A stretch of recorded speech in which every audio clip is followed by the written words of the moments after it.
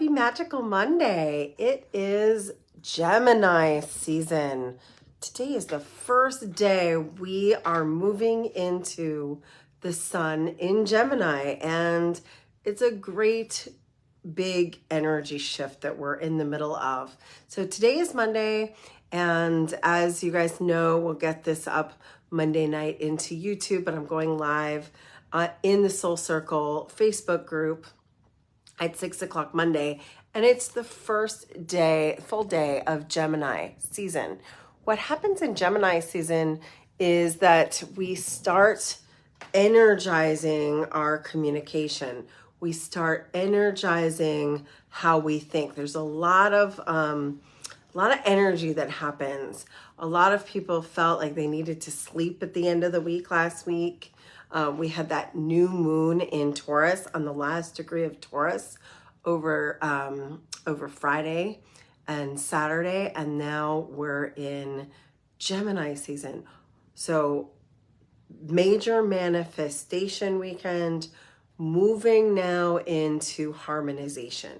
And what this means is that there might be a lot of brain stimulation going on for the next 28 days or so. We're going to be thinking about all the things we are wanting to do. And my prayer for everyone is that you actually put all those things you've been thinking about for the last 3 or 4 months. We've had a huge season with the eclipse seasons, and that the new moon on Friday ended the eclipse season and moved us into a new zone. This is that really powerful and beautiful energy of a new beginning. We're in the new moon. So the moon changed on Friday. So the moon will be leading up to a full moon on the 3rd and 4th of June, which means that we're in the doing. We're in the getting things going. Mercury stationed direct last week. So we had this period of time where we were thinking about things. We were closing things down, kind of like on your computer or your phone, when you're closing all the screens running in the background. It was like we put the past in the past. So now that that's done, now that we did all the work, we get to reap the rewards. Take a deep breath. Yay for reaping the rewards. We actually get to be in a fun, Gemini is fun. It's an air sign. We're in transmutation time. We might be kind of all in one thing one day and in a different thing the next day, moving from one energy to the next. I always think of Gemini as a little bit bipolar, but not in a bad way, kind of like extremes. We can be wanting to rest, and then a few hours we're like super energized. We want to do, and then all of a sudden we're done doing, and we want to like think for a little bit. It's a very thought process oriented kind of season. What you can do with this is use that Gemini resource of visualization. Geminis are really good at imagining things. So the Gemini energy is so good if we're in a new energy to practice who we're becoming in our mind's eye. I was just at the Hay House conference, the I Can Do It conference, and saw some really great speakers, met some incredible people. So hello, if I met you this weekend and this is the first time you're watching one of my videos, it was such a pleasure to engage with all these incredible people, and more importantly for me, to hear some of these speakers. And one of the things, I am always a Greg Braden fan. No matter what, he probably comes down to one of my my top speakers of all times. Every time I hear him, even if he's talking about the same exact thing, he always brings it forward in a new way for me. And this was certainly the case this weekend.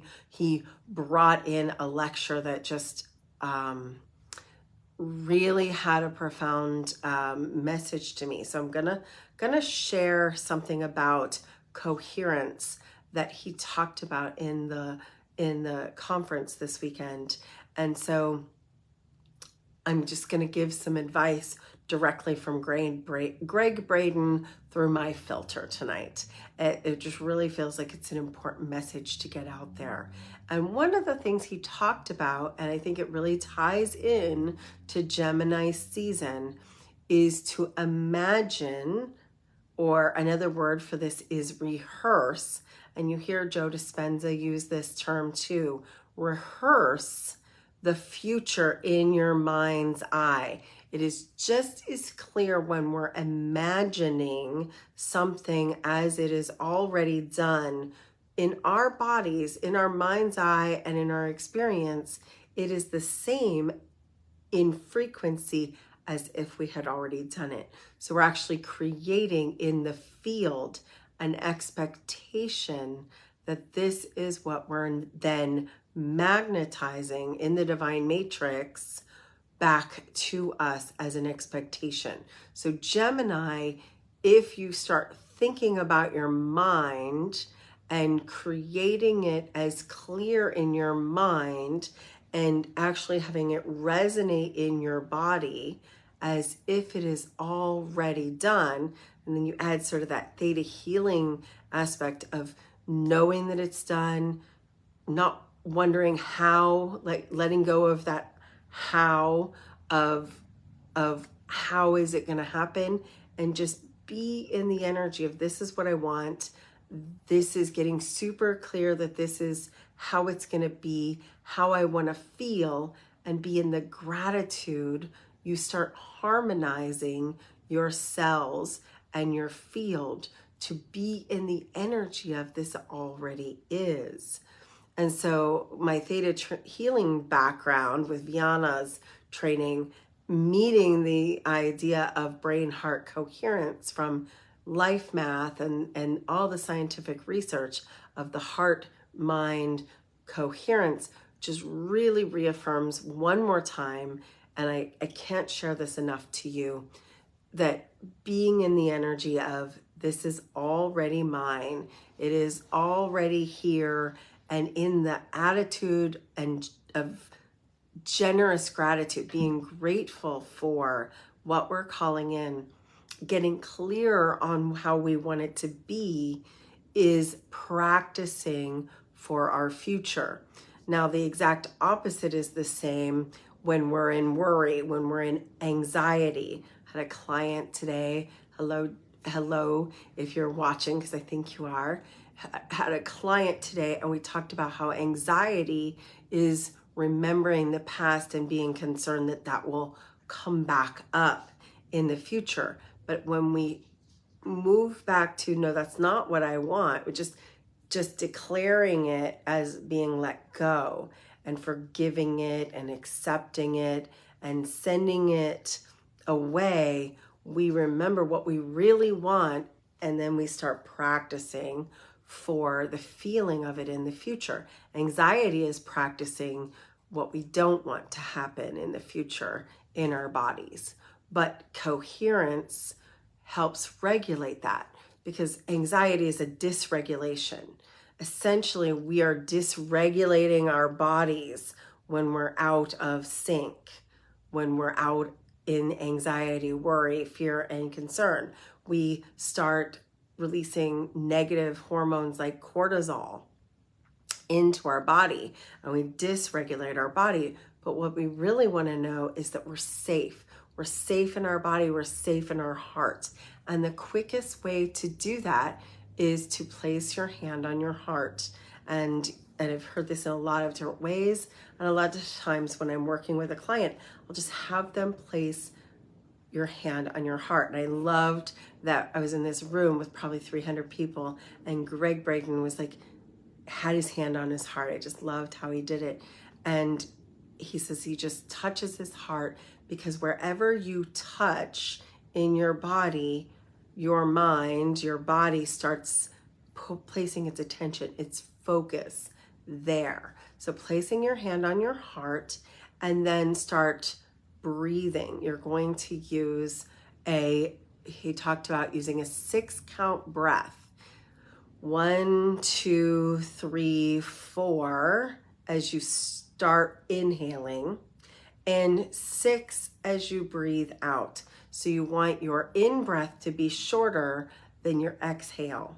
So placing your hand on your heart, closing your eyes, and telling yourself and your body that you are safe.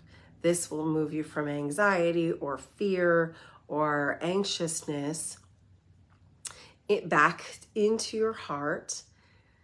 Just saying, I'm safe, placing your hand on your heart, and then taking an in-breath, 1, 2, 3, 4, and exhaling for longer than you're breathing in. 1, 2, 3, 4, 5, 6. And you're doing this with your eyes closed, and your body sends off chemicals that turns off the adrenaline and starts telling your body to give it good hormones, giving it peace and joy. And this is how we start regulation, that once we're regulated, we start actually creating a field of I'm safe. And then as we start getting a little bit deeper, we can actually bring the energy from the earth up through our heart and start regulating our mind-heart connection, and actually visualizing and feeling and breathing the connection of our heart and our brain, because we have a big brain, right? And it has neurotransmitters in it. But we also have a little brain, and that's what we call it, and that's what science is calling it, with all of these little transmitters that connect. We actually want them firing and connecting to the brain. So the brain's trying to keep us safe and trying to solve problems, but our heart is a feeling, and it's what creates the field around us. And it's what creates the field that magnetizes our expectations back to us. So of course, what does that mean? What we feel is going to happen creates an energy field, which is an expectation, and our field then generates and brings back into our field that which is a vibrational match. So when we're a vibrational match for good things, we're open to seeing love come in. We're open to seeing things because we were feeling gratitude. So we magnetize and are aware of things we're grateful for. When we're expecting and we're praying, thinking about what we want, we will start receiving what we want, like an Amazon package showing up. When we're afraid that what we don't want is going to come in, instead of pushing that away, we're actually drawing that to us and magnetizing that in our field. And that's how we get dysregulated. We're afraid of it, but we get actually what we're afraid of. And I've said this for years, I call it a negative prayer. We're essentially praying for what we fear by thinking about it and giving it room in our mind. Instead, you're just going to acknowledge it and send it out, surrender it, let it go, give it up. Whether you want to think about that as giving it to God or dumping it or just giving it no fuel for the fire of the fear, you're going to just stop there, get back into your heart, and create this coherent field. And you do that by placing your hand on your heart, taking some deep breaths, in for 4, out for 6, eyes closed. And if you can actually do that for 2 minutes, science has proven it will reset your entire adrenal system, and that's going to reset your digestive system. That's going to reset your heart, and it's going to create this coherent field. And as you do that, you're creating a feeling from your heart instead of your brain, and you're attaching those two neurotransmitters to create this field. So let's practice that. Let's just take a moment, and I always like to relax my neck and shoulders, dropping your body into an aligned, straightened position, and take that deep breath in. And on the breath, I always think on the in count of the 4, I am great. And on the exhale, I am full. And just releasing anything out that is being held. So if you're feeling like you're holding on to anything, on the exhale, let it go. Give it back to the earth. Send it into the 7th plane light of love to be released. But as you breathe in, thinking, I am great, because whatever you say I am is what you are. This is the I am presence. So I am love. I am powerful. I am great. I am full. I am alive. I am valuable. I am safe. I am worthy. I am deserving. I am kind. I am compassionate. I am healthy. I am happy. I am blissful. I am deserving. And just feel whatever word you need to take in, into your heart, into your cells, into your field. And this is going to start changing your state of being. And when you change your state of being, then you are that. Instead of wanting that and pushing it away, because what you're chasing literally demagnetizes something. When you breathe it in and you're in gratitude and coherence, then you're in receiving. You're open-hearted, and you're in expectation. You're open-minded. So that feels so much lighter. And I feel like that's exactly what we're here to do for Gemini season.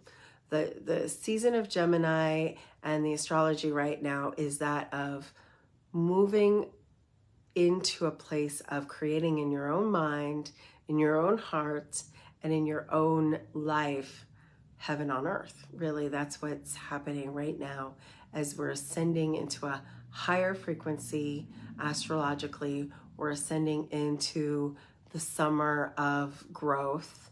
We're going to start seeing some of the rewards for the work we've already done. It's a reward season astrologically. So that's really good. I really am excited. We're gonna have some potential for some real open receiving right now. We're gonna have potential for some real inner connectedness with other people.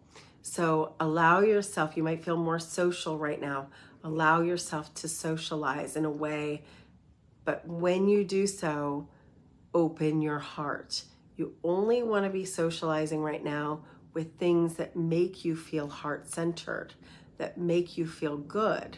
If there's a social experience that makes you feel like you want to shut down and create boundaries, the other great and beautiful lesson in Gemini season is to create verbally by saying no. No is a complete sentence. You don't even have to explain why. No is an answer to anything you don't want to do or anything that feels out of alignment. So go back to your heart and say to yourself, do I really want to do this? Is this really what's working for me? Or does this feel really expansive? before I say yes, is this going to make me feel good, or is this going to shut me down? And say yes to only what feels good, and say no to everything that wants you to feel constricted. Your body's natural yes, your psychic yes is going to feel expansive, and your psychic no is going to feel contracting. So that's another lesson for Gemini season. So just feel harmonization and allow yourself to stay in the flow, because you're gonna have two states of being right now, which is open and relaxed. Open and relaxed. So go, go, go, relax, relax, relax. And for you to actually check in with your heart on what you need right now.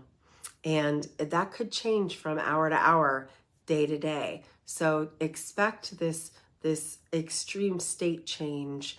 It happens every single May into June. It's normal. You're not crazy. And so as you move through this, my ask for you is to honor yourself in a way that allows you to be in the energy and be with a person when you're with them, but also be okay to say no and be with yourself when it's time to be with yourself and say, no, this is my time for me. So yes is a complete sentence, no is a complete sentence. So it's like yes, period. It's a full-bodied yes or no. Even a maybe is a no. And honor yourself and honor your extremes and be in the flow and be okay with allowing yourself to make those changes. Make those, oh, I thought I really wanted to do that, but now doesn't feel like the right time. And you'll feel, I promise you, your state will change fast enough that you just honor it when it does feel like the right time. And honor other people, because they're going to be going through the same thing. So don't take it personally if another person might not feel like doing exactly what you want to do at the time you want to do it, because they're going through the same thing. Something that they might have said yes to no longer feels good right now, and they might be honoring themselves. So don't take things personally and take everything personal deeply. So that's kind of my theme right now with this Gemini energy, is deeply connect to what you really, really want and do that. And don't take personally anyone who maybe rejects you or doesn't align with you in that moment. The best is to try and stay harmonized and coherent and in alignment. So a mantra you might use right now is, what is in alignment for me right now? And that can change, again, from hour to hour, day to day, week to week. What is in alignment for me right now? And that goes along with one of my manifestation wordings that helps me stay in alignment with my next action step is, what is the most powerful action I could take toward my future right now? May not be able to do the whole kit and caboodle today, but what is the one thing I could do right now that will move the needle forward? So those are a couple things you can work with. It's a big open energy. It's a good week. Should be a good week for a lot of good things. You should theoretically feel more expansive. There's Jupiter has now moved into Taurus, which is an expansive energy. But when you feel contracted, I want you to honor that, because like I said, Gemini is an expansive, moving forward, heart-based openness.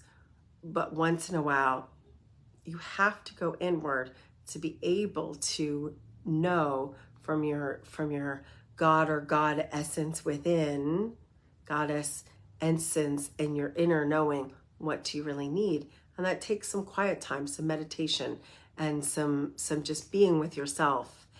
And what's really freaking awesome about that is that your what's really, really awesome about that is that you're able to truly expand into what you want if you take the time in meditation to know what you want. You can expand into it. But until you make that choice, until you make that deep choice of this is what I really want, this is how I want it to be, then you can't move forward. So take the time to be quiet, go within, ask yourself what's in alignment, ask yourself to be in regulation, and eliminate anything that isn't that. All right. I think that's all I've got for you today. I'm going to be traveling for the next couple weeks. I'll be in Ohio to visit my family. I've got some graduations coming, lots of people graduating. So congratulations to all the graduates of the class of 2023.